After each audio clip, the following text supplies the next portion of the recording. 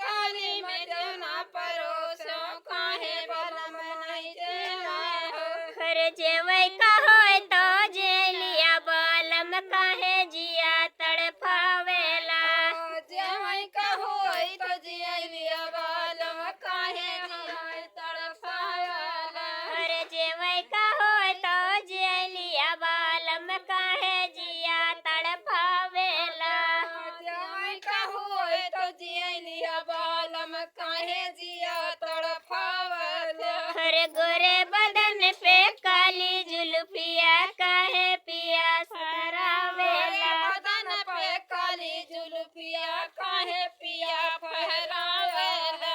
झाझर गेड़ुआ गंगा जल पानी काहे बलम नहीं घूटेला। जर गेरुआ गंगा जल पानी काहे बलम नहीं घूटेला।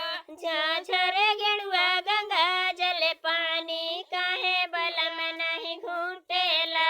जर गेरुआ गंगा जल पानी काहे बलम नहीं घूटेला।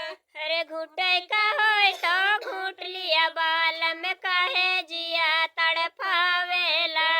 घूटै का होय तो घूट लिया बालम काहे जिया तड़पावेला।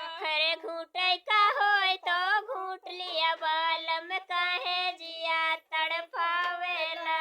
घूटै का होय तो घूट लिया बालम काहे जिया तड़पावेला। अरे गोरे बदन पे काली जुल्फिया काहे पिया फहरावेला। गोरे बदन पे काली जुल्फिया काहे पिया फहरावेला। लौंगा इलायची कबीरा जरायो काहे बलम नहीं कूचेला।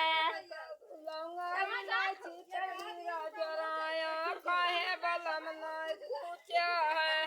लौंगा इलायची कबीरा जरायो काहे बलम नहीं कूचेला। लौंगा इलायची कबीरा जराया काहे बलम ना कूचा है। अरे कूचे का होय तो कूच लिया बालम काहे जिया तड़पावेला। कूचै का होय तो कूच लिया बालम काहे जिया तड़पावेला। अरे गोरे बदन पे काली जुल्फिया काहे पिया फहरावेला। गोरे बदन पे काली जुल्फिया काहे पिया फहराया है। गोरे बदन पे काली जुल्फिया काहे पिया फहरावेला। गोरे बदन पे काली जुल्फिया काहे पिया फहराया है। फूला हजारी कैसे जा लगायो काहे बलम नहीं सूतेला। फूला हजारी कैसे जा लगाया काहे बलम नहीं सूत्या। हरे सूते का होय तो सूत लिया बालम काहे जिया तरसावेला। सूतै का होय तो सूत लिया बालम काहे जिया तड़पावेला। हरे सूते का होय तो सूत लिया बालम काहे जिया तरसावेला। सूतै का होय तो सूत लिया बालम काहे जिया तरसावेला। गोरे बदन